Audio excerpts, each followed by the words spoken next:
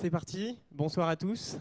Merci d'être venus ce soir pour cet événement sur l'intelligence artificielle et le futur des mobilités. D'abord peut-être, qui ne connaît pas Léonard Paris ou qui n'est jamais venu ici aujourd'hui, si vous pouvez lever la main. Ok, donc ça mérite bien que je fasse un petit topo sur où on est. Donc ici, vous êtes à Léonard Paris. C'est le laboratoire ouvert du futur des villes et des territoires. Laboratoire parce que, comme vous pouvez le voir, c'est un lieu sur lequel Vinci a expérimenté et mis en valeur les plus grandes, les meilleures pratiques de ces métiers. Ouvert parce que ici on accueille des startups internes au groupe Vinci et externes, ainsi que des organisations comme le think tank La Fabrique de la Cité, la Fondation Vinci pour la Cité et la chaire éco-conception du groupe Vinci. Et qu'en fait on organise régulièrement des événements comme celui-ci pour échanger entre différents types d'acteurs et faire évoluer les sujets, comme aujourd'hui le sujet de la mobilité avec l'arrivée de l'intelligence artificielle. Alors on accueille beaucoup d'événements, peut-être que vous l'avez vu sur les réseaux sociaux ou sur notre site web. On a accueilli récemment, par exemple, pour vous donner une idée des événements qu'on accueille ici, un événement sur les femmes dans les métiers de la construction. C'était pendant la Journée internationale des droits des femmes. Et également récemment un événement sur l'intelligence artificielle confrontée aux réalités du bâtiment, puisqu'on étudie les pistes de développement d'intelligence artificielle dans les métiers du bâtiment aujourd'hui, mais qu'on sait que c'est un certain nombre de réalités, et que le chantier, par exemple, ce n'est pas un lieu facile. Donc c'est le genre d'événement qu'on accueille ici à Léonard. Et je vous invite à suivre un petit peu nos actualités, à nous rejoindre dans tous ces événements qu'on organise régulièrement. Alors, pourquoi intelligence artificielle ? Parce que dans Laboratoire ouvert du futur des villes et des infrastructures, j'ai parlé du coup du futur des villes et infrastructures. On a ici, en plus des startups qui travaillent sur des projets d'innovation, des équipes qui travaillent sur des sujets prospectifs, comme le véhicule autonome, la résilience climatique et du coup aussi l'intelligence artificielle. C'est des démarches où on fait travailler un certain nombre d'acteurs et de collaborateurs du groupe différents, de métiers très différents, et où on amène, nous, la culture de ces nouvelles technologies ou de ces nouveaux enjeux. Et puis, du coup, on fait cet échange avec les personnes du terrain, nos collaborateurs du terrain, pour imaginer le futur de ces sujets. Du coup, pour en venir à la mobilité et l'intelligence artificielle comme potentiel futur pilote des mobilités de demain, peut-être je vais commencer par dire rapidement ce que c'est que l'intelligence artificielle, parce que lors du dernier événement, on nous l'a demandé. Pour nous, à Léonard, l'intelligence artificielle, c'est un domaine technologique qui permet de reproduire l'intelligence rationnelle de l'humain par des logiciels qui intègrent de l'apprentissage. Alors c'est un peu complexe, mais on a une vision très technologique volontairement du sujet pour éviter de rentrer dans un peu tous les fantasmes qu'on connaît sur l'intelligence artificielle et tous ces mythes que j'imagine vous voyez un petit peu régulièrement passer dans les actualités sur l'intelligence artificielle ou dans les films ou dans toute la culture autour de l'intelligence artificielle. On va en parler ce soir en deux temps. Des applications de l'intelligence artificielle à la mobilité, de ce que ça apporte aujourd'hui, de la vision qu'on peut avoir pour demain. Et du coup, dans un premier temps, on va en parler, un petit logo Léonard d'abord, et on va en parler avec Paul Mathieu-Zamski, qu'on a la chance d'avoir avec nous, qui est du coup en direct de Denver au Colorado, et qui est responsable des partenariats stratégiques chez Waycare. Bon, je vais faire une petite connexion d'abord. Ok. Je vais me mettre Oui, ici bonjour. pour qu'ils puissent me voir. C'est bon, tout le monde vous voit. Ok, donc Oui, bonjour. merci beaucoup d'avoir répondu à notre invitation et puis de vous connecter à nous pour cet événement de si loin. Du coup, à Waycare, vous travaillez notamment avec l'intelligence artificielle sur les solutions des mobilités de demain. Est-ce que vous pouvez rapidement vous présenter puis nous dire quelles sont les applications de l'intelligence artificielle, enfin que l'intelligence artificielle va nous permettre d'amener à la mobilité concrètement aujourd'hui et demain? Oui, parfait. Bon, bonjour, mon nom c'est Paul Zamski, vous m'entendez bien? Ça va, c'est bon. Vous m'entendez? Oui, très bien.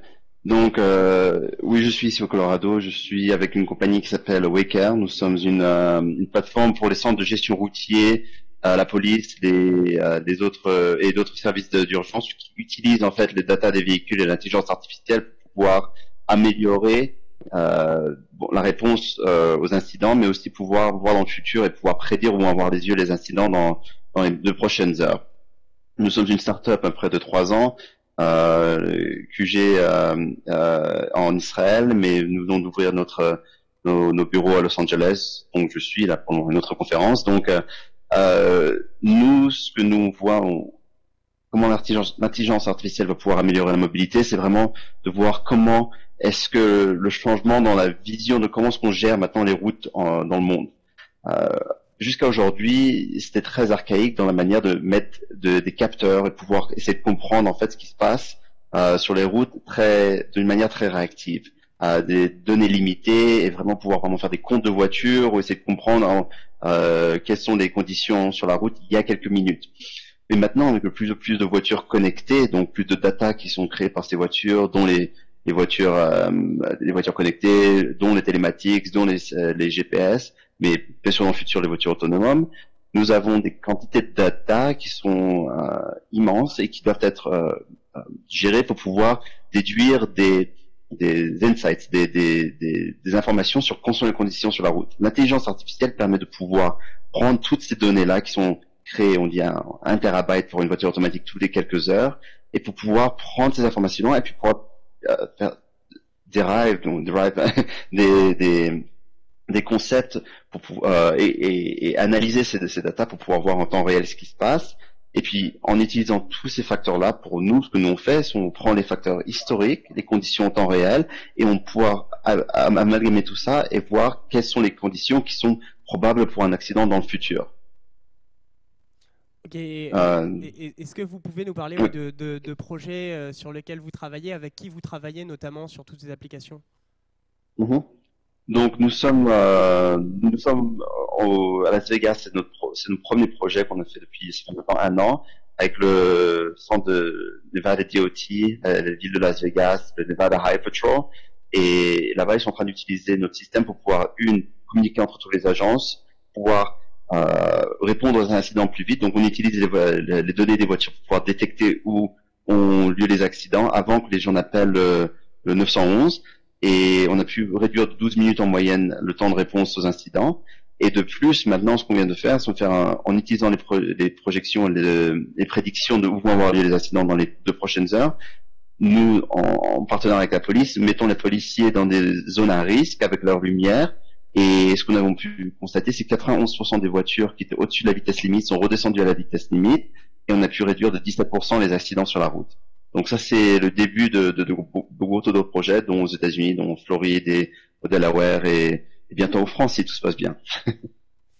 Ok, merci. J'en profite d'ailleurs pour dire que cette conférence est retransmise sur les réseaux sociaux et sur Internet en live, et que si vous nous écoutez en live, vous pouvez poser vos questions et du coup à l'audience ici présente, n'hésitez pas à noter vos questions et à les garder pour s'il y a des choses qui vous viennent en tête à la fin de ce petit échange.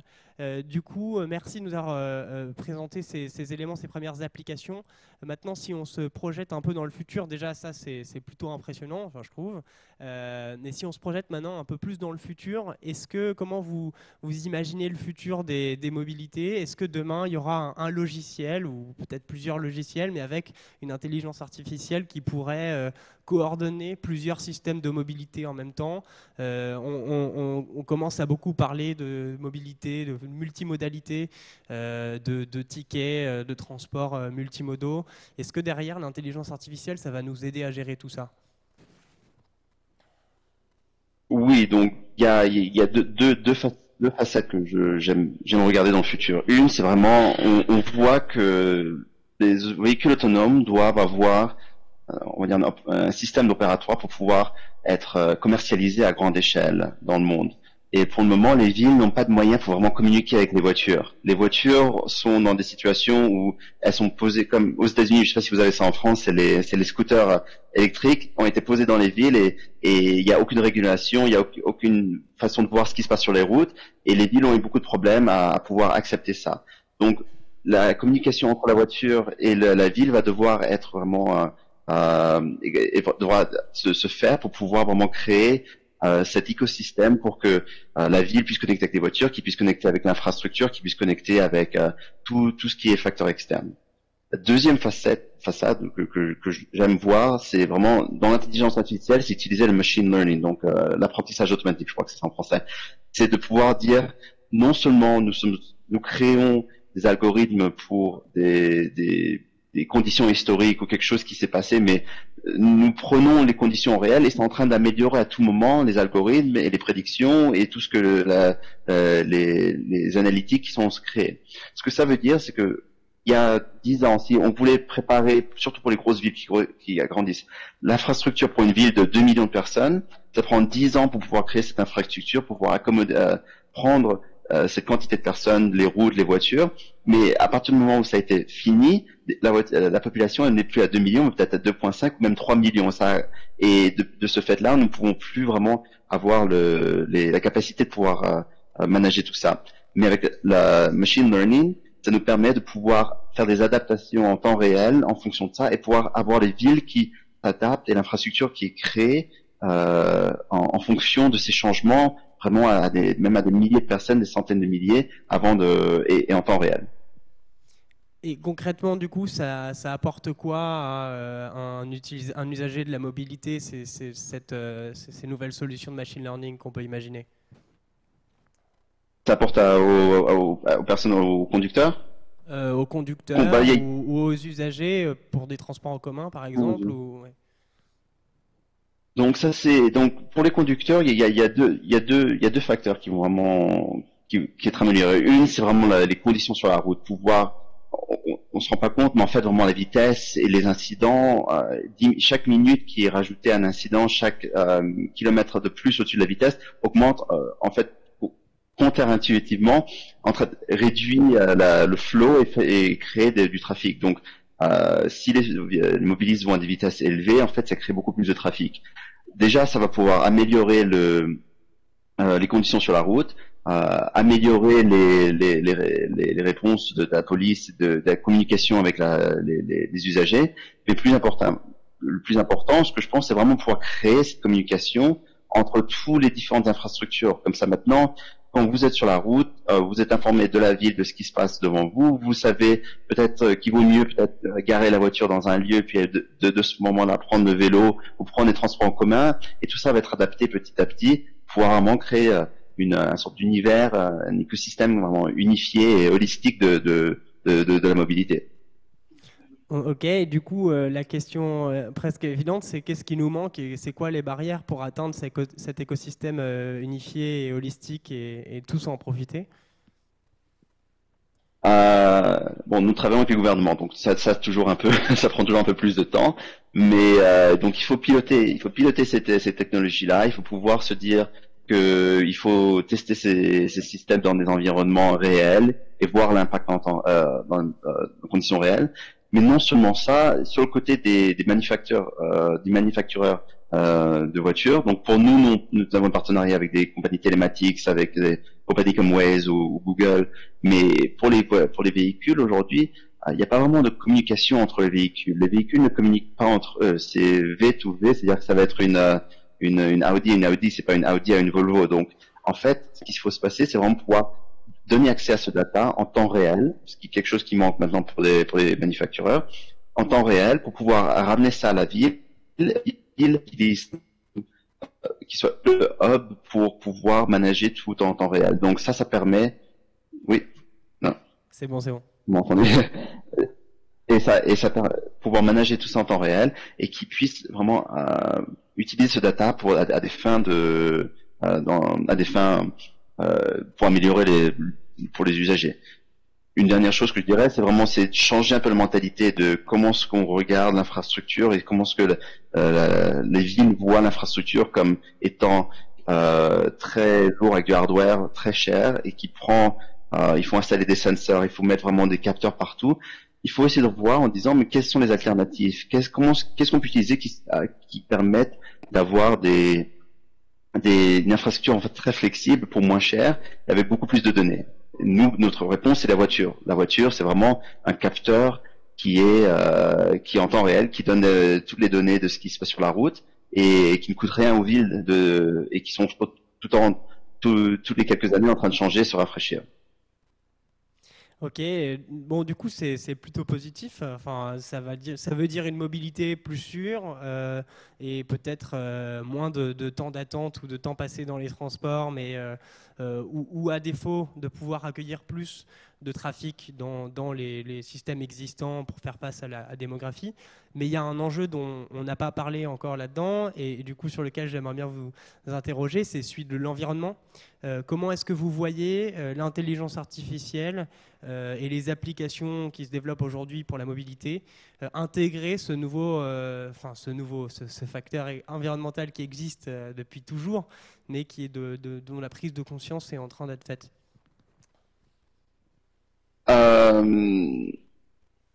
Donc, comment est-ce que ça va intégrer tout ça? Donc, c'est vraiment, c'est les pilotes pour pouvoir vraiment créer des connexions et pouvoir créer ces rapports entre les différentes organisations qui participent à ces environnements.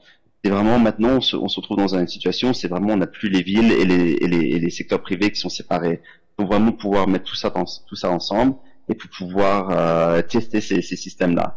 Je pense qu'aujourd'hui le système de procurement des villes est beaucoup trop lent pour pouvoir pour pouvoir rester en place et être lié à ce qui se passe à l'innovation et à la vitesse que ça va.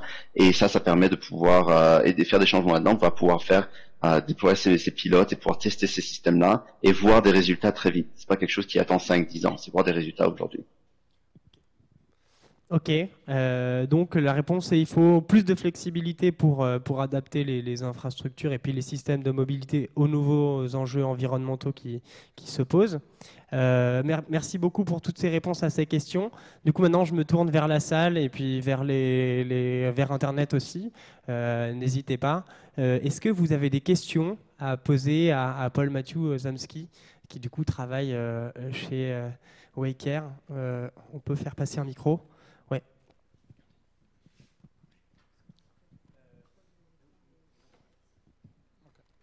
Ouais, il faudra venir ici. Au regard des infrastructures qui vont participer en fait à la communication, comme les réseaux de 4G, dans le futur 5G, mais aussi les data centers et les supercalculateurs, est-ce que c'est des freins à votre développement qui sont des systèmes qui sont nécessaires au développement de systèmes d'intelligence artificielle à grande échelle, ou est-ce qu'aujourd'hui vous pensez que le développement de ces technologies est à la vitesse dont vous avez besoin, à la vitesse à laquelle vous pouvez vous déployer pour que vous soyez efficient? Est-ce que c'est un frein à votre développement ou est-ce qu'aujourd'hui vous pensez que ces technologies évoluent assez vite pour que vous puissiez en profiter? C'est une très bonne question. Ce que je dirais, le frein avec cette technologie-là, c'est en fait, euh, tout ce qui est les gouvernements doivent essayer de trouver peut-être un sort de standard sur lequel ils veulent travailler. Maintenant, aux États-Unis, tout le monde en parler. C'est quoi? C'est la DSRC ou c'est la 5G? Qu'est-ce qui va être le système utilisé? Qu'est-ce qu'il faut faire? Quels sont comment ça s'appelle, les specs qu'il faut créer? Mais le problème, il n'est pas là-dedans. Le problème, c'est il faut se dire, mais tout ça, ça peut marcher. Il faut pouvoir utiliser tous ces systèmes différents et être très flexible à les utiliser. Bien sûr, en vérifiant tout ce qui est sécurité, surtout avec tous les data centers, la cybersécurité, surtout avec les données des véhicules et des villes. Mais à la fin de la journée, il faut pouvoir dire, mais il faut appliquer tout ce système. Non, on peut facilement. Aujourd'hui, ce que nous permet d'être très flexible, c'est on fait pas de hardware, on n'installe pas de capteurs dans les routes, on ne crée pas de système dans les véhicules. C'est tout avec des partenariats et tout avec des intégrations. Il n'y a pas une seule compagnie qui va être parfaite à tout, même Google. chaque compagnie va avoir sa spécialisation. Vous allez avoir les Siemens qui va faire les contrôleurs pour les caméras. Vous allez avoir Geotab qui fait tous les systèmes pour les télématiques dans les voitures. Et vous avez Bosch qui fait tous les télématiques dans les voitures allemandes, intégrées. C'est de pouvoir avoir tout travaillé ensemble et pouvoir avoir ces relations qui sont créées. Et ce qu'on voit aujourd'hui, c'est un shift du changement de je suis la compagnie que je veux faire tout le système pour cette ville-là. Je vais venir à Paris, je vais faire tous les systèmes, mais dire mais en fait je vais prendre ces différentes compagnies pour qu'ils puissent travailler ensemble et chacun va voir ce qui est à quoi ils sont forts et ce qui permet de pouvoir développer petit à petit ces différents systèmes d'une manière un peu agile plutôt que des sprints de 5 ans et disant dans 5 ans il faut qu'on soit là, c'est de dire tous les 6 mois voilà qu'est-ce qui marche, qu'est-ce qu'il faut continuer, qu'est-ce qu'il faut rajouter de plus en tant que ça. Donc on voit des changements, des différences aux États-Unis, c'est certain. Je sais pas encore en France. Je sais que pour les pilotes en France, ça prend beaucoup plus de temps et les fonds sont pas été débloqués à des niveaux assez élevés pour pouvoir à un moment donné prouver ces systèmes. Merci beaucoup. Est-ce que vous avez d'autres questions à poser à Paul Mathieu-Zamski? Ok, bah merci beaucoup Paul Mathieu du coup pour cet échange et ce retour d'expérience de Waker. Bonne chance pour continuer tous vos projets et puis pour construire du coup nous amener des solutions de mobilité plus safe et puis plus fluides. Du coup maintenant je vais laisser la parole à Pierre Delegue qui est directeur des projets de mobilité à Léonard et deux invités qui vont nous parler, du coup, continuer cette réflexion sur le futur des mobilités et l'intelligence artificielle. Merci. Je pense qu'on peut applaudir Paul Mathieu-Zamski.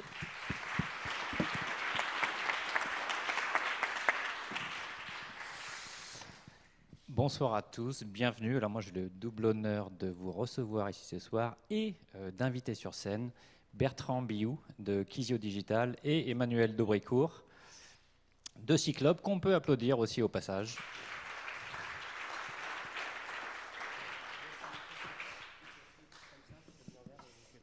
Alors, comme avant de donner la parole à mes invités, en commençant par Bertrand qui est un invité, alors que Emmanuel est un local. Moi, comme l'a dit Quentin, je suis en charge des sujets de mobilité ici, chez Léonard, avec un double rattachement, Léonard et une grosse entité de Vinci qui est Vinci Autoroute, où on a plusieurs projets liés à la mobilité autonome, la mobilité électrique, la mobilité connectée. Donc voilà, on a tout un portefeuille d'activités ici et chez Vinci Autoroute liés à ces sujets-là. Donc rentrons dans le vif du sujet avec nos invités, à commencer par Bertrand Biou, en charge de la communication et du marketing chez Kizio Digital. Membre du groupe Keolis. Kizio développe des solutions logicielles, et notamment une plateforme de mobilité multimodale qui tente d'atteindre la responsive locomotion, comme vous l'appelez chez Kizio. Alors, première question obligée, Bertrand, qu'est-ce que c'est la responsive locomotion et quel est le lien avec l'IA? Quel rôle joue l'IA derrière la responsive locomotion? Merci Pierre. Alors la responsive locomotion, dans le monde du software, nous on fait des sites internet, des applications de mobility as a service pour aider les gens à se déplacer. C'est déjà une analogie avec le responsive design. En fait, quand on a imaginé la responsive locomotion, c'était en 2012-2013. Et donc à l'époque, on faisait des sites responsives et on trouvait ça génial de faire un site avec un contenu qui s'adapte à chaque fois à la taille de l'écran. Et on voulait transposer ça à la mobilité, puisqu'en fait, la mobilité, c'est quelque chose de très siloté. Et donc, l'intervenant d'avant l'a bien souligné. En fait, ce qui est compliqué, c'est que chacun travaille dans son coin. Les constructeurs, les véhicules et les modes aussi, j'ai envie de dire. Et donc, pour qu'on puisse faire du multimodal, il faut désiloter tout ça.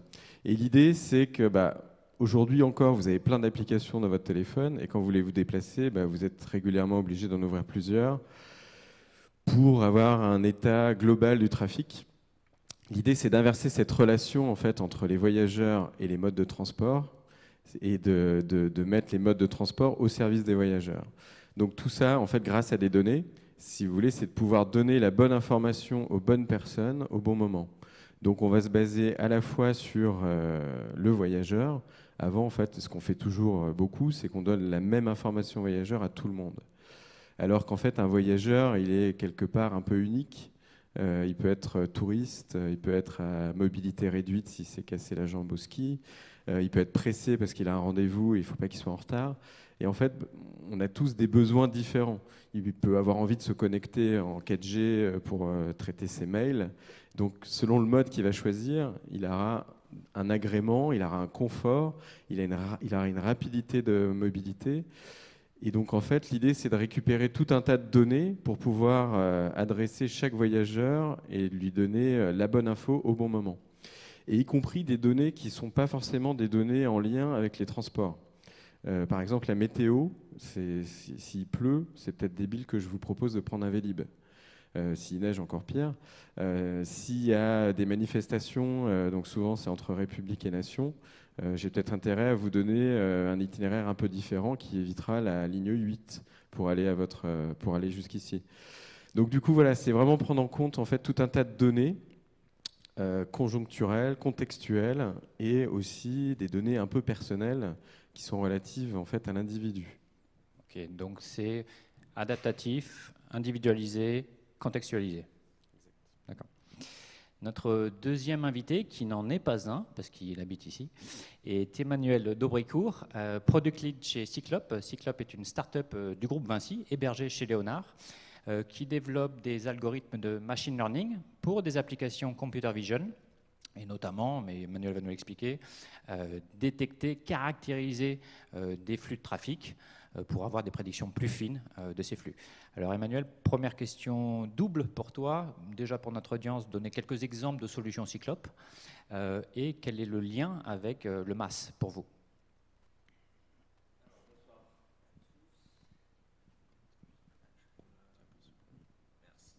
Bonsoir à tous.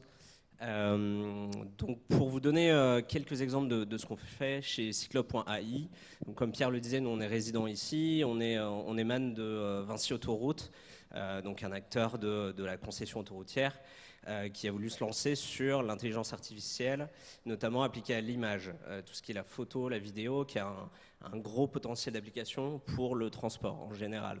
Donc on émane de ça, on est une vingtaine de personnes basées juste au 3e étage de ce bâtiment.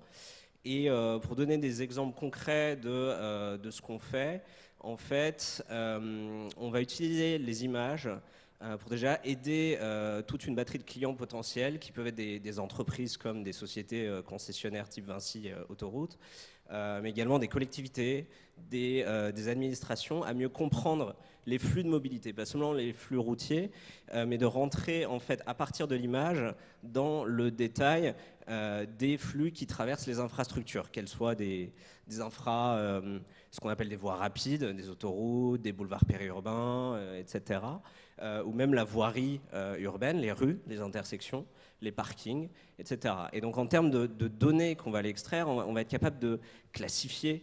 Je vous donne un exemple, on a fait un gros projet pour aider Vinci Autoroute à mieux gérer ses barrières de péage, puisqu'en fait on a besoin de classifier pour bien facturer au bon prix les utilisateurs, ni trop cher ni trop peu cher. On a un autre champ d'application dans ce qui est la sécurité routière en fait. En appliquant nos solutions aux images, et là je précise que le domaine qu'on utilise dans l'intelligence artificielle, c'est le deep learning, c'est-à-dire qu'on va bâtir des modèles issus de réseaux de neurones qui vont traiter l'image, permettre de sortir de la donnée à très forte fiabilité. Je ferme la parenthèse là-dessus. L'application sur la sécurité routière, ça va être en fait d'aider les exploitants d'infrastructures à mieux percevoir ce qui s'y passe, notamment les incidents, les accidents, la formation de congestion, et d'intervenir de plus en plus tôt dans l'incidentologie, de détecter très en amont ce qui se passe pour anticiper les conséquences qui pourraient être issues d'un incident, mieux résoudre les incidents plus rapidement, de manière plus sécurisée. Ok, donc le terrain de jeu, c'est le routier. Le terrain de jeu, c'est le routier et la voirie urbaine. Et c'est vrai que nous, on vient du monde du routier, des autoroutes, donc des infrastructures très larges avec de forts flux de transport. Et on s'est rendu compte que le besoin d'utiliser les images est partagé aussi par des collectivités. Sur du coup des questions d'intermodalité, d'intégrer différents types de mobilité dans une infrastructure qui peut être contrainte, qui peut être saturée, qui peut être sujette à la congestion. Et c'est en ça en fait qu'on intersecte avec le MAS. Pas tellement parce qu'on fournit de la billettique ou ce genre de choses, on n'est pas ces acteurs. Nous, on est vraiment en amont sur le traitement de la donnée, mais pour instruire en fait les collectivités, à la fois dans l'analyse pour décider des aménagements de demain, comment j'optimise mon carrefour, mon intersection, est-ce que je dois construire un parking relais pour faciliter le covoiturage. Donc instruire des décisions d'aménagement, et puis le jour où ces aménagements sont effectués, mieux réguler les flux. D'accord. Alors, je vous propose de parler de données. Qui dit IA dit forcément de la donnée, hein, c'est le cœur, le nerf de la guerre. Côté Kizio, toutes vos sorties, vos prédictions, les temps de trajet, les itinéraires conseillés par vos plateformes de mobilité sont forcément dépendantes des données d'entrée, de la qualité des données d'entrée. Quelle est votre approche aujourd'hui sur la qualification des flux de données en entrée ? Alors, c'est une grosse partie de notre métier, et d'ailleurs, il y a un représentant dans la salle ce soir, de cette équipe data, en fait, et la mise en qualité des données, c'est un point extrêmement important, qui n'est pas évident quand on travaille pour des gens qui sont plutôt des transporteurs ou des collectivités qui sont... Alors, il y en a de plus en plus qui sont soucieux de la qualité des données, mais j'ai envie de dire, il y en a quand même encore une bonne moitié, et encore, je suis gentil, qui s'en fichent. Qu'un arrêt soit mal géolocalisé, qu'un horaire soit en temps réel, mais à plus 15 secondes. Donc voilà, c'est des sujets sur lesquels on travaille, et c'est un vrai savoir-faire de l'entreprise, cette mise en qualité des données selon les différents formats, du GTFS à des formats plus experts, Neptune, Netex ou autres. Temps réel, théorique, perturbation, enfin vraiment gérer toutes ces données, c'est le cœur du réacteur de ce qu'on fait. Et on a beau avoir de bons algorithmes de machine learning, de calcul d'itinéraire, si on n'a pas des bonnes données, en sortie, on aura des choses qui ne seront pas qualitatives. Donc c'est un peu le nerf de la guerre, et c'est assez intéressant parce que nous, on est vraiment entre deux mondes. On a des clients qui sont des transporteurs, on a des clients qui sont plutôt des donneurs d'ordre, des autorités organisatrices de mobilité, comme Île-de-France Mobilité, par exemple.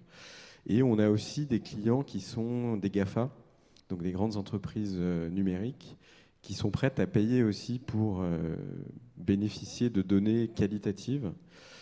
Et nous, notre logique jusqu'aujourd'hui, c'est de jouer le jeu de l'open data.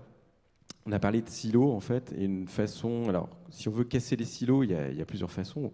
On peut signer des partenariats, mais ça prend du temps. Il faut avoir de bons contacts chez beaucoup d'acteurs, et c'est pas évident.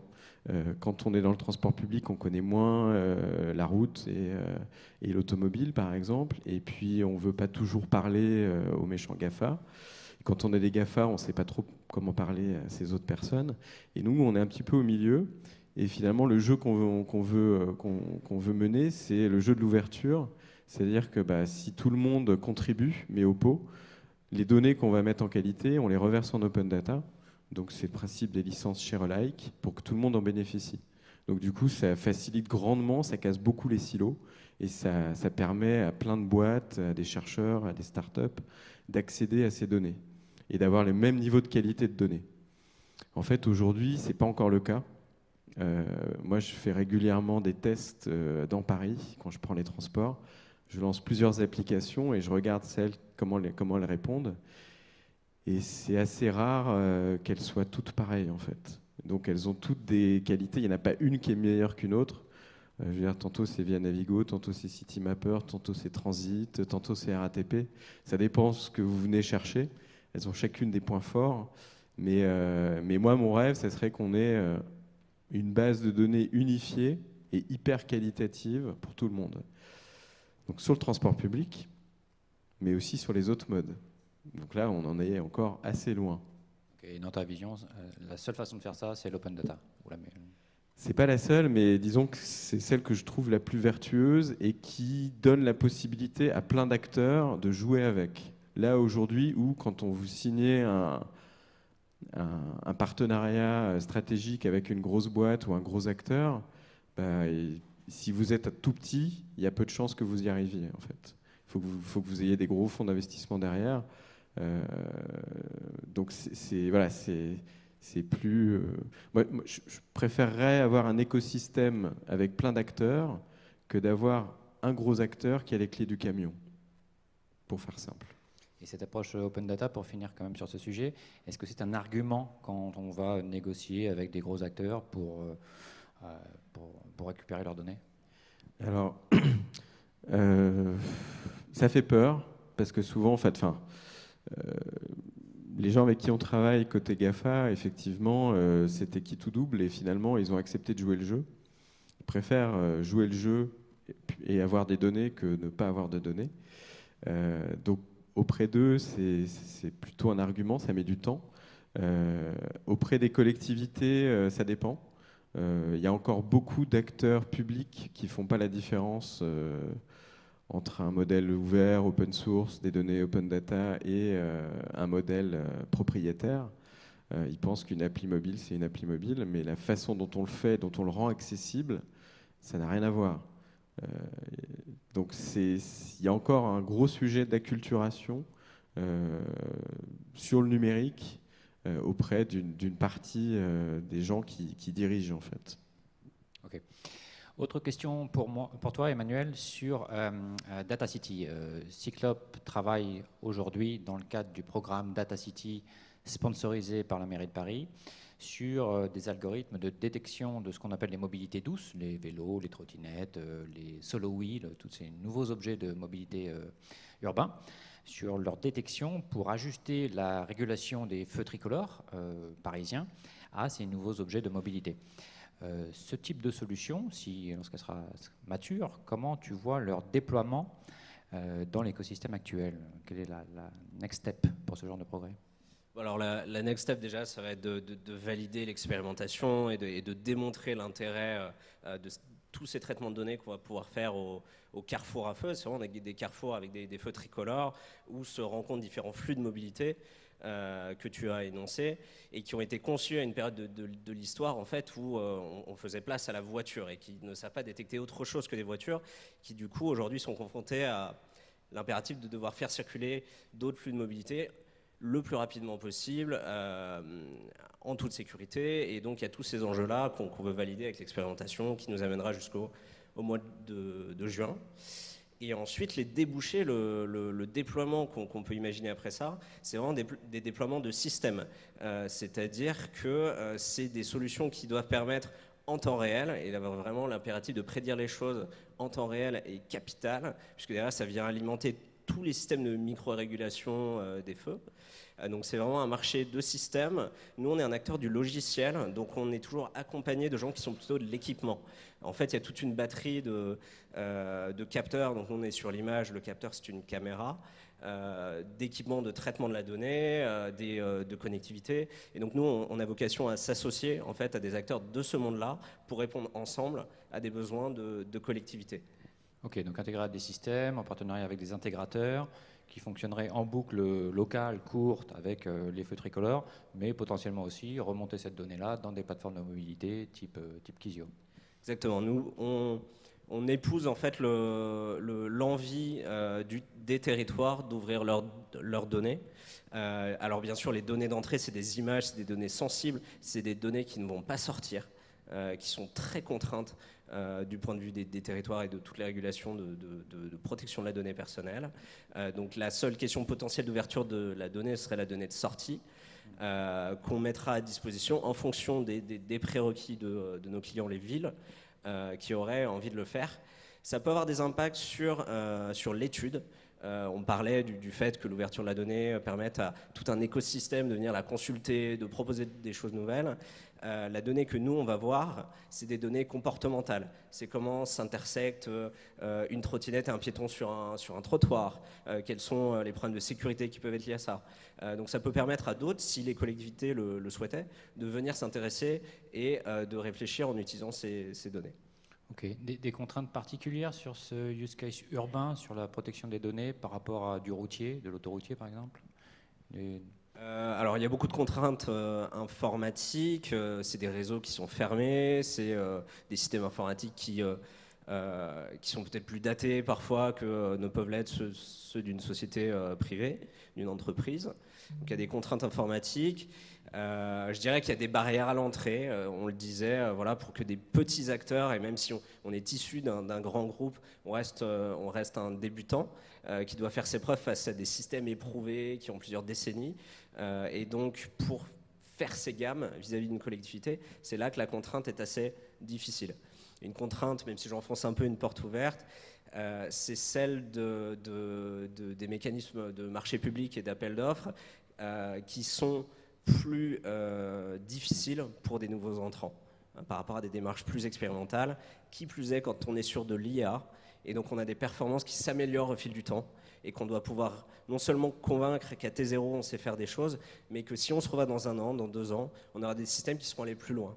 Et les procédures d'appel d'offres ne sont pas forcément idéales pour proposer ces approches. On essaie de faire changer les opinions. Okay, donc des exigences fortes de long terme pendant la phase d'exploitation qui ne sont pas forcément faciles pour un petit groupe. Okay. Très bien, merci à tous les deux. Je pense qu'il est temps de prendre quelques questions du public s'il y en a. N'hésitez pas, une ici.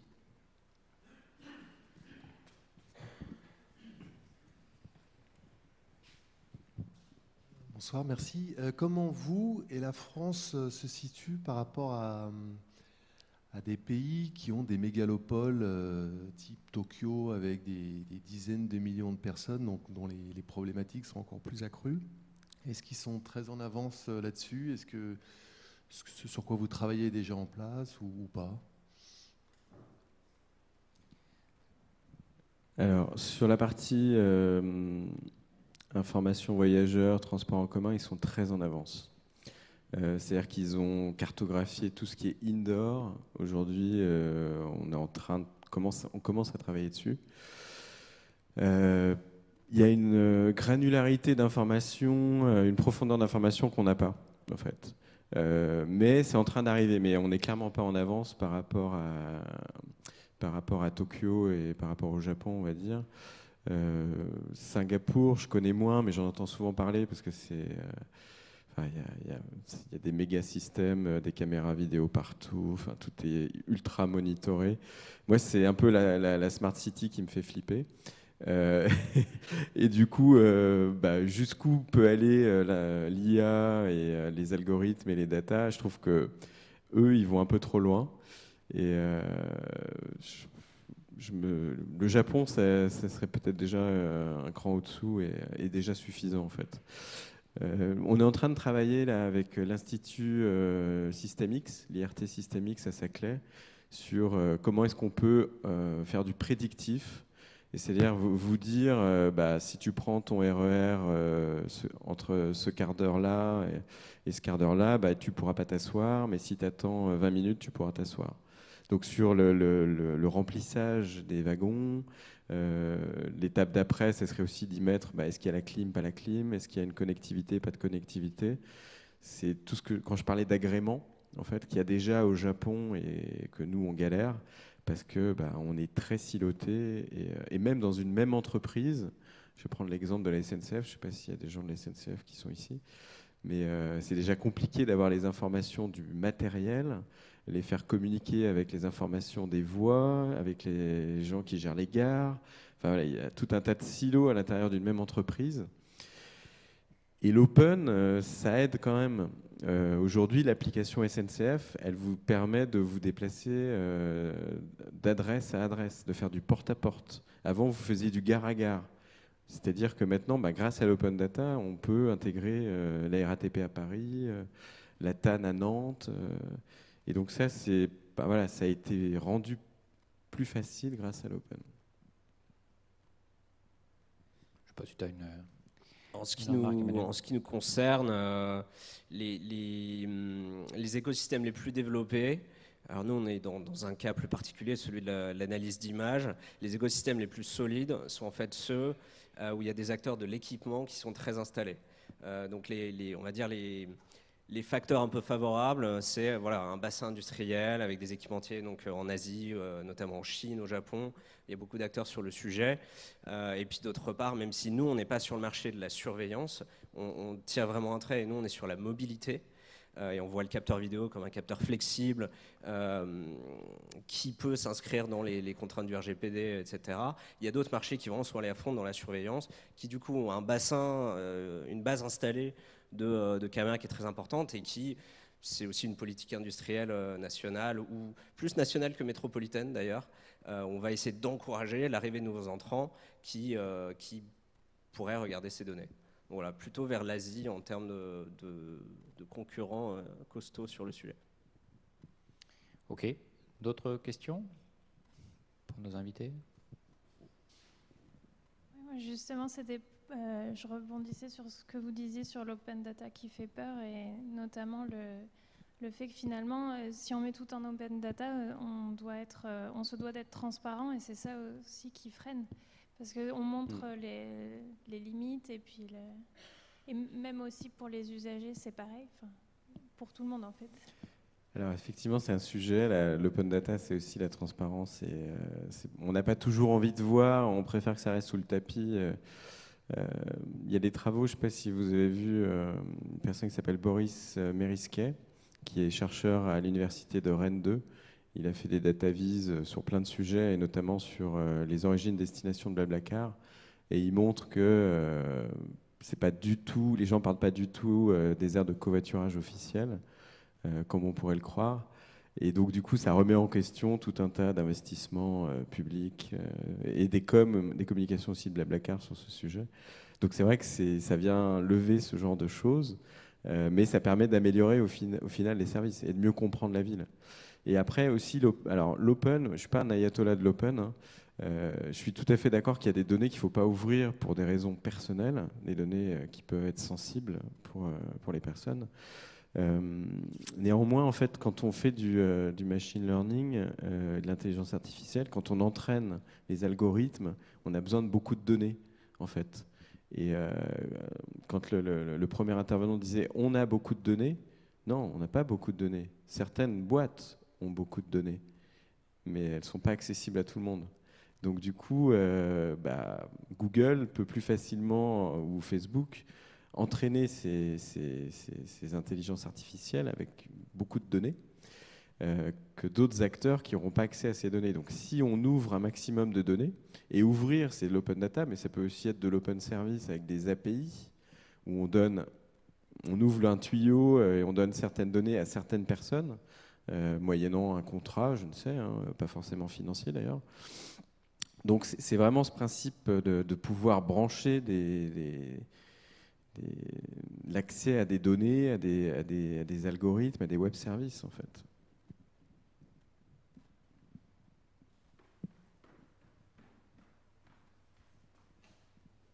Moi, ma question, elle porte sur ce que vous avez déjà évoqué, à savoir que l'IA, elle permet de faire de l'optimisation des infrastructures.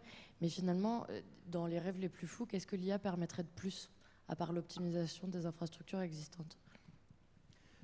Le confort, en fait. Alors après, ça dépend. Moi j'aime bien choisir. Il y a des gens qui n'aiment pas choisir. Et quand en fait, nous, le problème qu'on a quand on lance notre calculateur d'itinéraire Navicia, et comme il est multimodal, il sort plein de résultats. Donc, on peut choisir de mettre le plus rapide en premier, c'est ce qu'on fait depuis des années. Mais on peut choisir de mettre celui qui consomme le moins de CO2, qui a la meilleure empreinte écologique. On pourrait choisir de mettre celui qui coûte le moins cher. On pourrait choisir de mettre celui qui a le meilleur agrément par rapport aux voyageurs. Est-ce que c'est la connectivité? Est-ce que c'est l'odeur? Il y a des gens qui ne veulent pas descendre dans le RER parce qu'ils trouvent que ça sent mauvais, ou sur la ligne 14. Est-ce que c'est la pollution? C'est des données, on n'y est pas trop sensible parce que pour le moment, c'est pas mal sous le tapis. Mais il y a probablement des lignes qui sont plus polluées que d'autres. Donc, pour moi, en fait, ça pourrait aussi donner, en plus d'optimiser, induire un choix plus facilement pour l'utilisateur.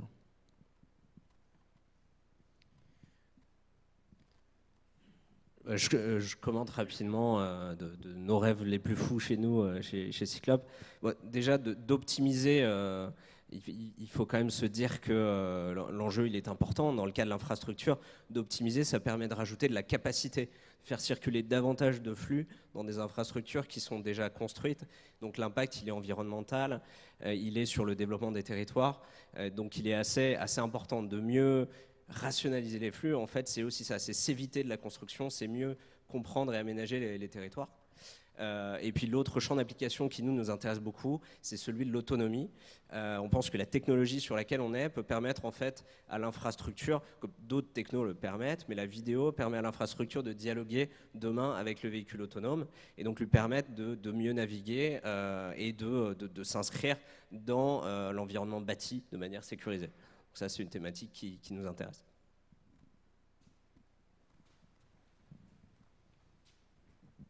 Je reprends la question que j'ai posée tout à l'heure.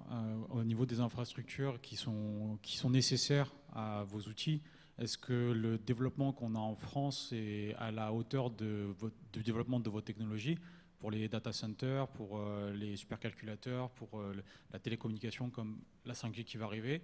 Est-ce que c'est un goulot d'étranglement aujourd'hui pour vous, ou est-ce qu'au contraire, l'avancée, elle est au niveau des attentes et de ce qu'aujourd'hui vous pouvez espérer pour avancer dans le développement de vos produits?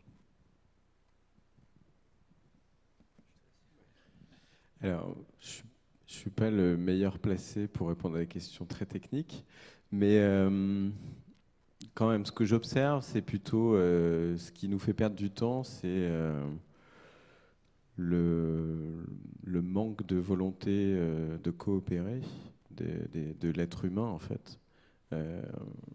Plus que de la 4G, de la 5G ou quelque chose de technique, en fait. Aujourd'hui, on a la chance, entre guillemets, parce que ça coûte quand même à la planète, hein, tout ça. C'est pas gratuit, même si ça coûte pas cher pour le moment, de pouvoir accéder à pas mal de ressources technologiques. Ce qui nous manque, c'est plus la coopération, comme je disais tout à l'heure, entre les acteurs. Et ça, c'est compliqué. Pour avoir partagé une table ronde il y a 2 semaines avec Lime, il disait clairement, bah non, nous, on ne veut pas partager la position de nos trottinettes, en fait. Parce que vis-à-vis de nos concurrents, on se tire une balle dans le pied.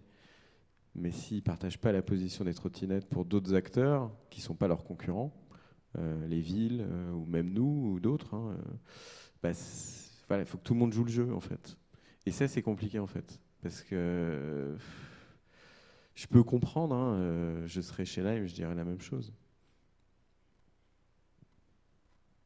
Tu veux réagir, Emmanuel?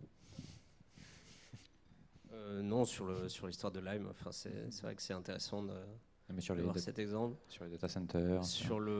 Alors pareil, je ne suis pas le profil technique, mais de ce qui me remonte de nos équipes, il y a le nerf de la guerre, c'est quand même la capacité de traitement de la donnée.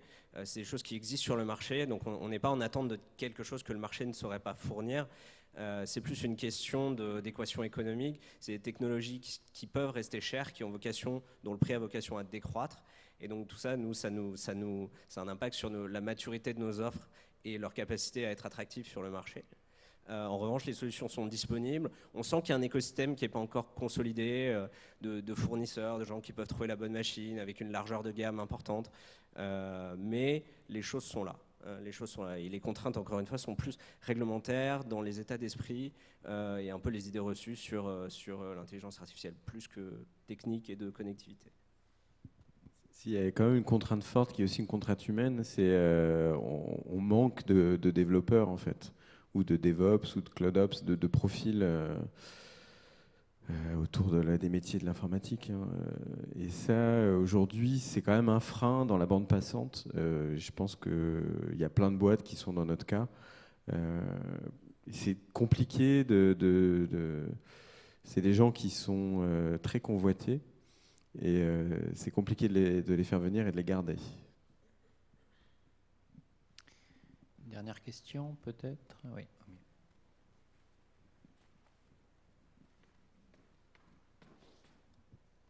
Bonsoir. Je voulais vous demander aujourd'hui, vous l'avez évoqué, la majorité des applications ont pour objectif d'être précises d'une part, et aussi de séduire un peu l'utilisateur en lui proposant un itinéraire qui soit le plus confortable pour lui. mais ça reste quelque chose qui est assez individuel. Et un des enjeux de la mobilité, c'est de faire quelque chose qui soit confortable pour l'ensemble. Ça veut dire peut-être de demander arbitrairement à 50% des utilisateurs d'emprunter un chemin qui dure 5 minutes de plus, mais pour fluidifier la mobilité globale.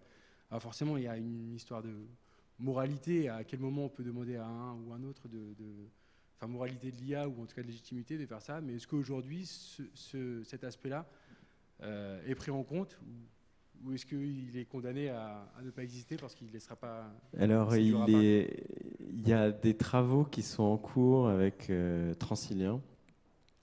Il y a une ligne de métro, je ne sais pas si c'est pas la D, ou qui fait une fourche à un moment donné. Et que vous preniez à gauche ou à droite, ça revient à peu près au même. Et en fait, leur souci, c'est de désengorger un côté de la fourche et de répartir en fait les voyageurs des deux côtés en fait. Donc c'est des problématiques auxquelles on est amené à répondre, c'est-à-dire déplacer des masses de personnes, puis au final ça va changer peut-être de 5 minutes leur itinéraire. Hein. Ça va, sur le temps de transport, ça va pas beaucoup se connaître. Après, c'est vrai que c'est une super question parce qu'en fait, aujourd'hui, on est tenté, quand on est un bobo parisien, je me mets dedans, d'utiliser Lime parce que ça va vite pour les derniers kilomètres, d'utiliser Uber, enfin voilà, tous ces modes-là en fait, ils ont une empreinte écologique, ils viennent perturber peut-être la voie publique, ils viennent aussi créer des accidents, et donc du coup, on est aussi responsable de ça en fait. Et aujourd'hui, on n'a pas d'appli qui viennent expliquer un petit peu et sensibiliser les voyageurs et leur dire mais au fait si tu prenais tes pieds et que tu marchais, tu serais arrivé peut-être 5 minutes après, et est-ce que c'est grave? On le fait sur des petites choses. Keolis l'a fait à Bordeaux et à Lyon. Ils ont bossé avec notamment Aurba, qui est une agence d'urbanisme, sur comment est-ce qu'on peut développer la marche à pied pour que les gens évitent de faire un changement pour une station, par exemple. Et donc désengorger des lignes de tramway ou de métro à Lyon. Donc ça se fait, mais c'est assez rare quand même, il faut le souligner. Et c'est bien pour la planète et c'est bien pour la qualité dans les transports. Et, enfin, je veux dire, ça désengorge un petit peu et c'est mieux pour tout le monde. Manuel, tu veux réagir là? En fait, la question, c'est comment satisfaire la micro-régulation, le besoin individuel, sans pénaliser la macro-régulation, le besoin global. C'est un petit peu ça la question. Je pense que, enfin, pour prendre un exemple dont on a parlé précédemment, qui étaient les carrefours à feu, c'est des systèmes qui sont régis par des algorithmes, à la fois au niveau ultra-local, un carrefour et son voisin, et au niveau macro aussi, avec tout un système qui permet au temps de parcours moyen d'être optimisé. Et c'est pas parce qu'on rentre dans l'optimisation d'un point particulier qu'on s'affranchit en fait des règles de régulation. Alors là, je parle de régulation de trafic, mais de toute façon, l'IA sera toujours soumise, enfin, il me semble qu'il ne faut pas trop rentrer dans le fantasme non plus, aux contraintes du régulateur, et sera toujours affranchi à ces contraintes, sujette à ces contraintes. Donc, je ne pense pas qu'on ira vers un système où le feu rouge décide lui-même de passer au vert au détriment de tout le reste de la circulation parisienne. Il y a quand même des étages de règles et de régulations auxquelles l'IA doit se conformer. Oui, voilà. Le régulateur actuel, c'est lui qui a la décision au final. L'IA n'est qu'une brique techno qui lui permet de prendre une décision mieux informée, mais c'est lui qui décide au bout du compte. Il n'y a pas un sujet comme ça à Las Vegas où si vous avez une Audi, on vous promet de traverser la ville hyper vite, enfin plus vite que si vous n'avez pas une Audi, parce que les Audi sont connectés au feu de Siemens et du coup, comme vous avez de l'argent, on vous ouvre la voie plus rapidement. Ça vous parle pas? Si, c'est le green flow, ils appellent ça. Okay. Tous les feux sont synchronisés au passage du véhicule. Donc oui, là c'est sûr que c'est la mobilité pour les riches, quoi. Donc. Est-ce qu'il y a une dernière question pour nos intervenants? Oui. J'avais une question pour Emmanuel Dobriccourt, surtout. En fait, le machine learning, au final, c'est de l'optimisation. On se réfère à un objectif précis à améliorer. Je voulais savoir si, dans les modèles, en tout cas, pour améliorer les infrastructures et les rendre plus flexibles, est-ce que vous prenez en compte le développement des territoires, par exemple les territoires oubliés? Est-ce que l'équité elle est prise en compte dans vos modèles, ou est-ce que vous avez des demandes par rapport à ça, au moins, par les collectivités ou l'État? Alors, pour le moment, le bassin des demandes qui viennent vers nous, c'est plutôt, on est plutôt dans les territoires assez densément peuplés. Donc, historiquement, on a en fait davantage parlé à des métropoles ou des gros réseaux routiers pour recueillir leurs besoins.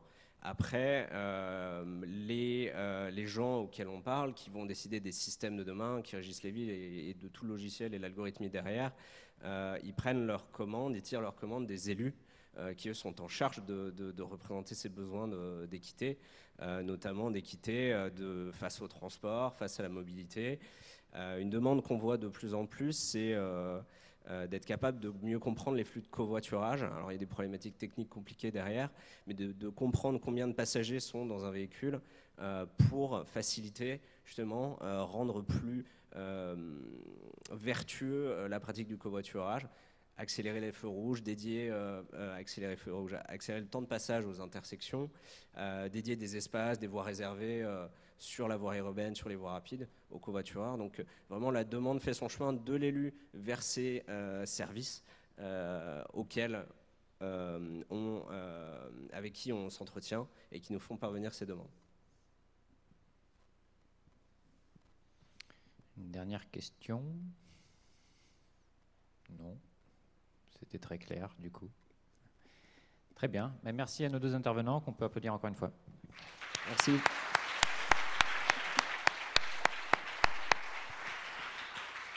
Alors, merci à vous. Je redonne la parole à Quentin, qui va clôturer, je crois, cet événement. Tout à fait. Merci beaucoup d'être venu. Merci pour vos questions aussi, qui font une parfaite transition avec deux enjeux dont on va parler la semaine prochaine. Le 9, qui est celui de l'impact environnemental de l'IA.